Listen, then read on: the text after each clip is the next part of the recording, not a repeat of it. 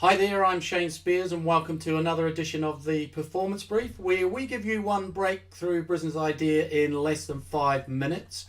My guest today is Phil M. Jones. Phil, a very warm welcome. Where are you today?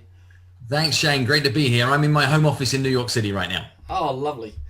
For those of you that don't know him, Phil is a best-selling author, multiple award-winning sales expert, and one of the most sought-after speakers across the globe. His goal is to help his audience demystify the art of selling and overcome much of the negative stereotype associated towards it. Having trained more than 2 million people worldwide and been a catalyst to success for some of the world's largest brands, his methods are tried, tested and proven to deliver results. After launching Phil M. Jones Limited in 2008 with the vision to teach other business owners how to create such success, he was recognised with numerous awards, including the prestigious Fellowship of the Professional Speaking Association and Sales Trainer of the Year award, again the youngest ever to do so. His previous books include Toolbox, Essential Skills to Win More Business, and Philosophies, I love it, both of which are Amazon bestsellers. Phil now speaks across the globe and splits his time between London and New York with his wife Charlotte. So Phil, our topic today is your latest book entitled Exactly What to Say, the Magic Words for Influence and Impact, if I can get them out properly. So this is start. What's the basic idea or premise behind the book? Okay.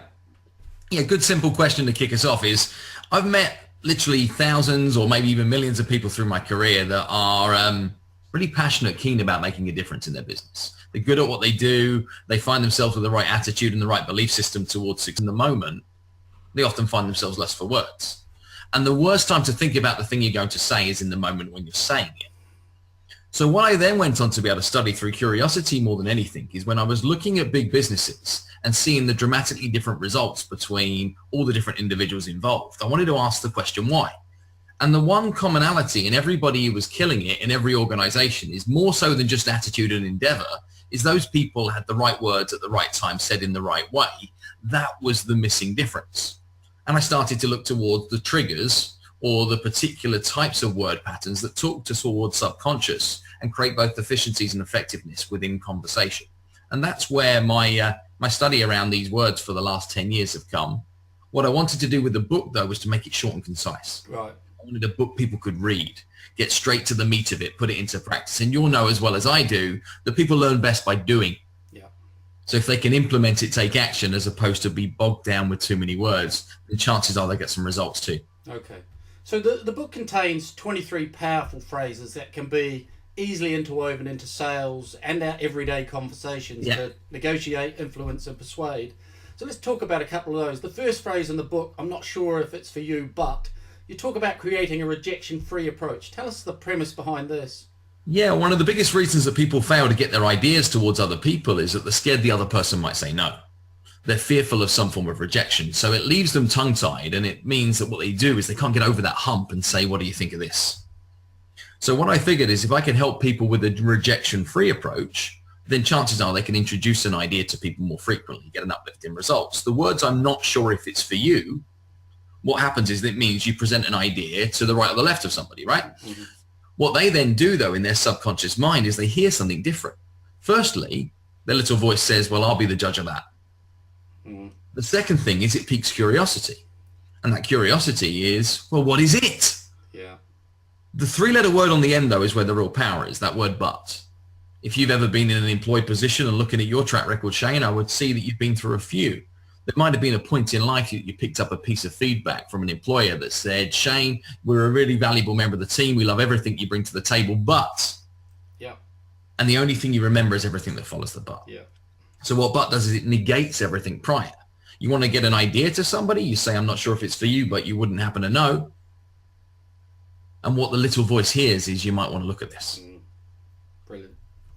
So the second one asks someone if they're open-minded. Let's discuss that. What's the premise behind this? Well, hang on, right? Okay, if I'm with an audience full of people and I ask a room of 1,000 is who in the room's open-minded, I get at least 900 hands going up, and I'm pretty sure the other 100 wouldn't raise their hand regardless of what I asked. So Everybody likes to see themselves as open-minded. Think about the alternative. The alternative option is like closed-minded, Yeah. which is basically admitting you're an idiot. And people don't generally do that in public. So what happens is that if you would preface an idea to somebody with the words, how open-minded would you be to? Yep.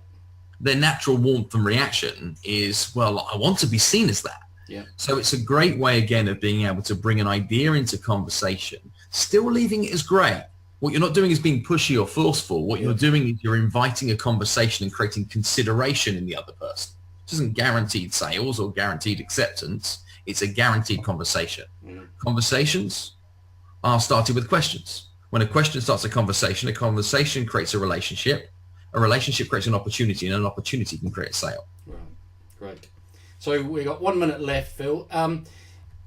In your book, you provide a really clear understanding of the word motivation and the meaning, and the quote creates the true base for understanding negotiation, influence, persuasion. Can you explain the link between the understanding of motivation and the phrase, how would you feel if?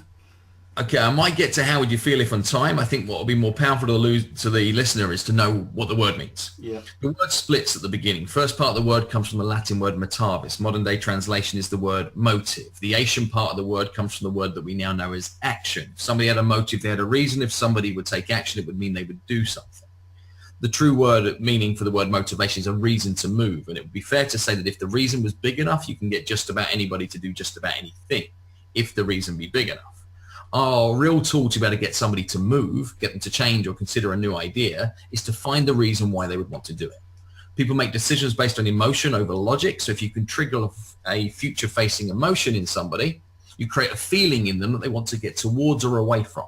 That's what motivation is. It's either something I want more of, something I want to get away from, and people are far more likely to move to avoid a loss. Here's an example of which, if I preface a statement with the words, how would you feel if? They jump towards that moment. Yeah. How would you feel if 6 months on from now that you fail to take this action and your competitor comes past you and steals your best customers? Brilliant. Right, we've just run over our 5 minutes. The link will be below the video, but for everyone, it's www.philmjones.com for more resources. Thank you very much, Phil.